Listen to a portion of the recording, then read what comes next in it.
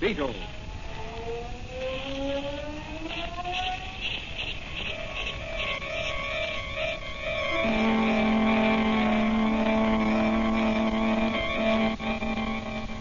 Sweeping down from the underworld to smash gangland comes The friend of the unfortunate, enemy of criminals. A mysterious, all-powerful character, a problem to the police. But a crusader for law. In reality, Dan Garrett, a rookie patrolman, loved by everyone but suspected by none of being the Blue Beetle. As the Blue Beetle, he hides behind a strange mask and a suit of impenetrable blue chain armor, flexible as silk but stronger than steel.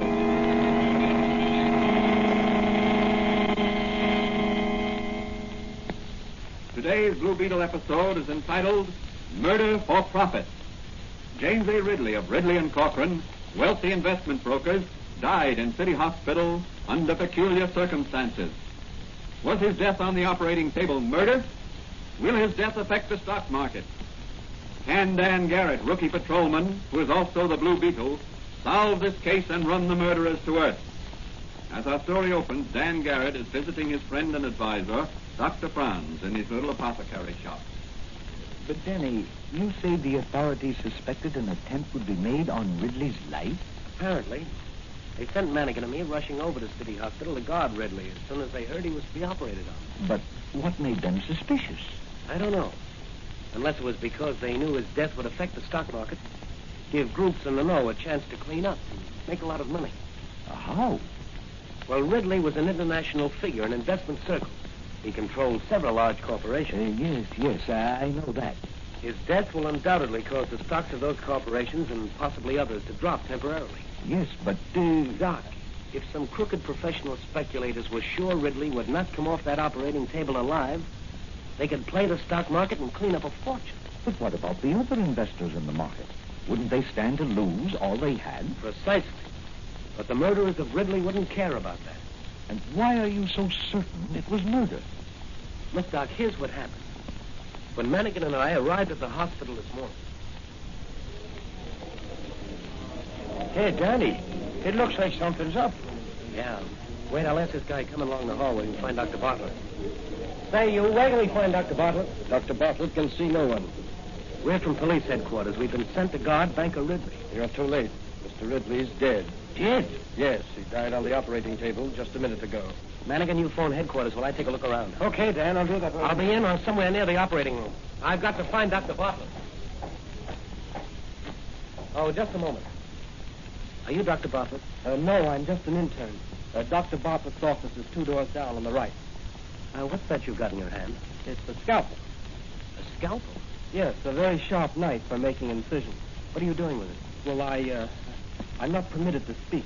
Come on, open up. I'm the law. Well, you'll have to see Dr. Bartlett. I'm seeing you right now with a bloody scalpel in your hand. Here in this room here, I want to talk to you. But In you go. Now tell me what happened in the operating room. I assure you it's against the ethics of... Ethics be hanged. Talk. Did you kill Banker Ridley? No, I tell you I had nothing to do with it. Then what are you doing with that scalpel? I picked it up after the lights went on. The lights went on. Were they off? Yes. Just after Dr. Bartlett made the incision in Mr. Ridley's throat and was about to operate on the diseased gland, the lights went out suddenly and a stench bomb exploded just inside the door. It blinded everybody and everything was confusion. When the lights finally went on, Mr. Ridley was breathing his last. An artery in his throat had been severed. Where were you standing? Across the table from Dr. Bartlett. Then you couldn't... Yes, but I didn't. And what are you doing with that scalpel? I told you, I picked it up when the lights went on. Why? I noticed it was bloody. Well, wouldn't it naturally be? Hadn't it just been used to make an incision? Not this scalpel. The one Dr. Bartlett used to make the incision had already been put back into the sterilizer. But why should you pick up this scalpel? Well, I thought there might be fingerprints on it. Fingerprints? When everybody would be wearing sterile rubber gloves? Well, I didn't stop to realize that. Your story is pretty thin. I'm going to take you down to headquarters and let some of our... From your story, I take it you suspect the intern of having killed Ridley during the confusion caused by the unexpected developments. No, I don't, really. I think someone higher up is the guilty person. Surely not Dr. Bartlett. He's one of the most famous and respected surgeons in the country. Ridley's death meant profit in millions to someone or to some group. You know the lengths to which some of our most respected citizens will sometimes go to acquire quick riches. That's true.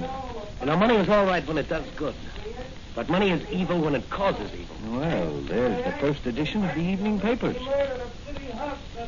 Listen. Yes. Well, it started just as we suspected. Listen to that. Yeah. Well, Danny, what are you going to do? Patrolman Dan Garrett is off duty, but the Blue Beetle never is. I'm going into action. Can I help you? Yes, Doc, you can.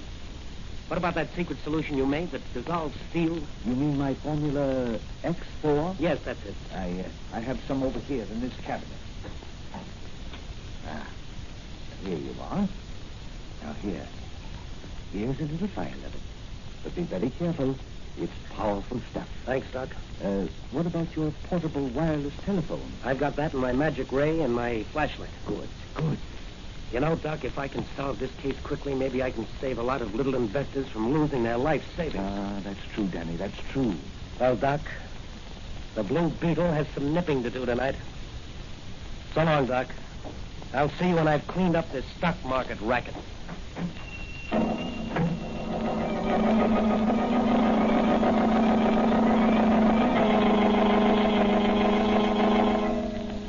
Again, the Blue Beetle rides the night wind.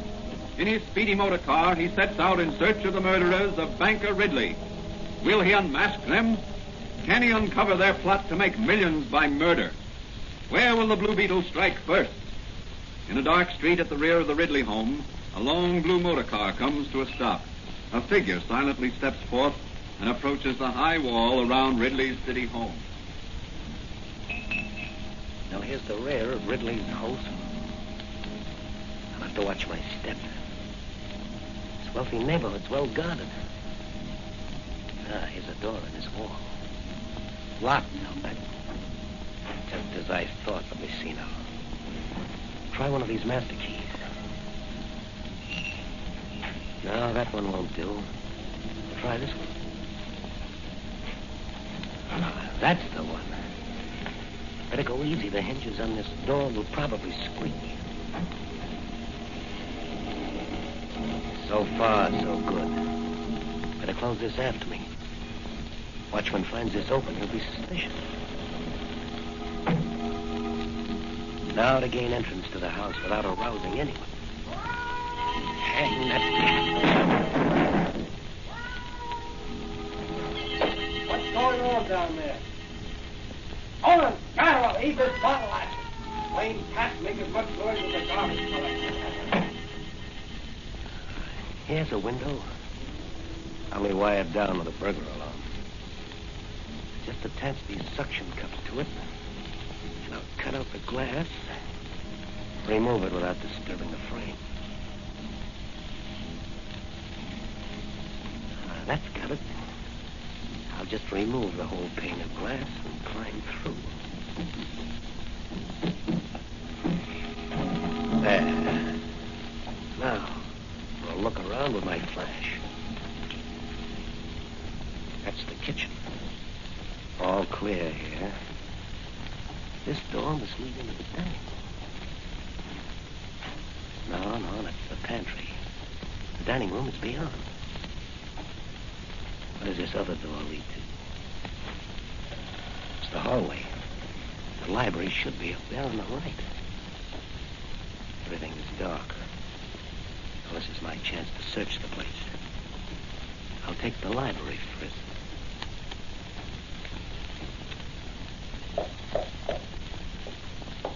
The wall is hollow. Just the place for a wall safe. Back of the picture. See if I can move this panel. And there may be a button.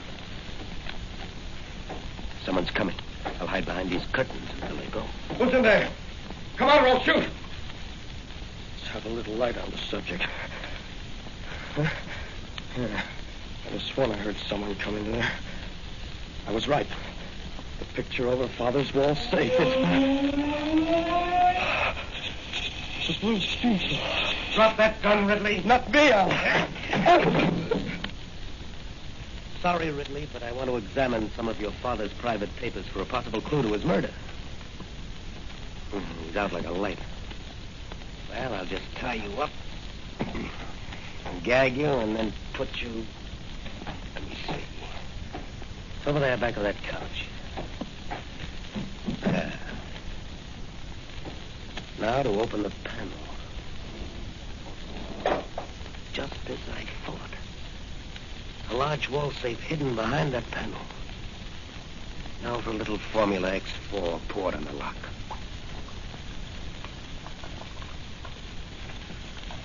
She's working all right. Eating right through that steel. There, that does it. Jewels, stocks, and bonds. What's this? A letter. To whom it may concern. This is to inform the authorities that should my death occur due to other than natural causes, it would be advisable to investigate the affairs of my partner, Charles Cochran, and my adopted son, Samuel. Well, Mr. Ridley, the Blue Beetle will certainly investigate. I'd better take these papers and jewels along with me. They'll be safer with me than here with your adopted son, Samuel.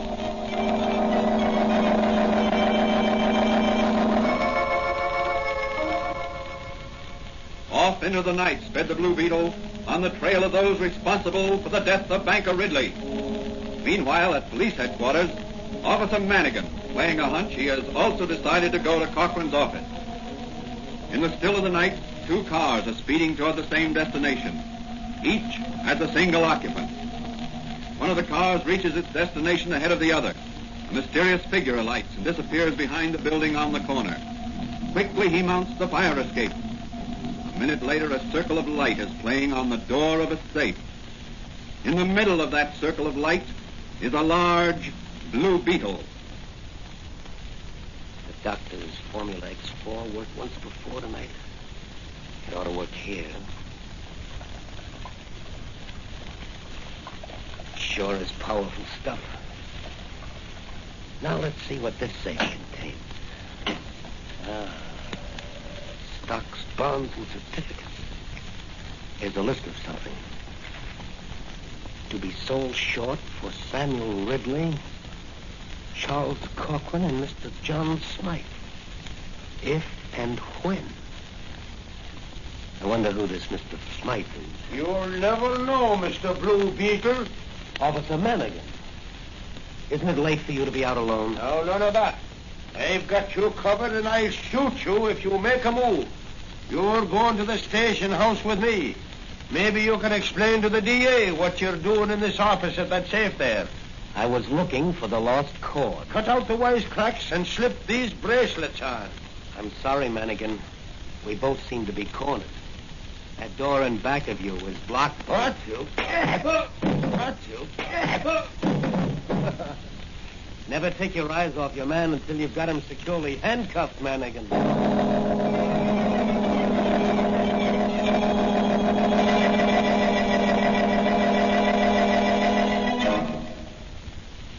After taking the unconscious Manigan back to police headquarters and propping him up against the front door, the Blue Beetle sped on his way to the home of Charles Cochran.